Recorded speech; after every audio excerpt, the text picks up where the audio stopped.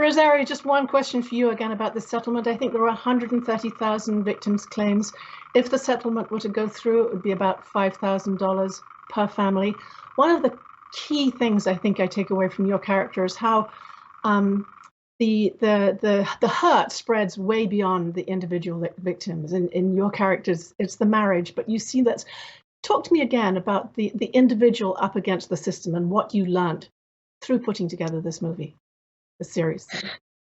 I mean, the thing, as Michael was talking about and Danny, is the money that's here and the narrative that's been pushed. I mean, you have people who are languishing in jail right now because they had a joint in their pocket. Like when the system is rigged against the poor, it's rigged against minorities, it's rigged against classes. Like, it is a system that is designed to continue perpetuating a narrative that if you get in trouble, you deserved it, and if you got away with it, then good for you.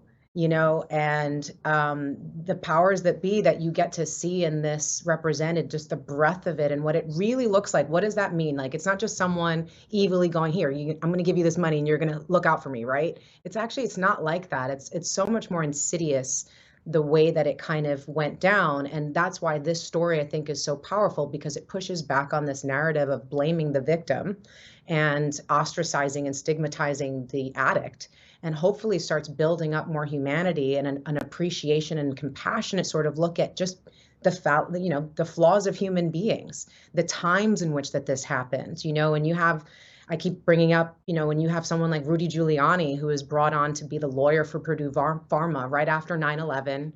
He was the biggest political darling of the time. You weren't going to go against him. He'd had cancer. He was a perfect spokesperson for this.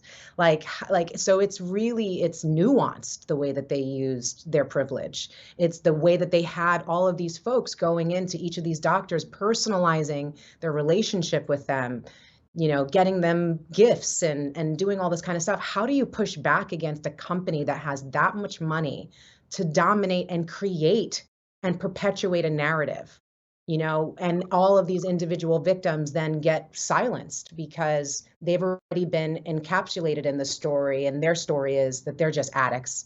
And you know how we think about addicts. They're just lowly, sad, pathetic people who are the disgrace of our society and should be pushed aside. And it's like, that's absolutely not at all the story, but it's dominated the conversation for so long. And I think is the reason why we're still seeing this unfold in a way that is not truly centered in justice.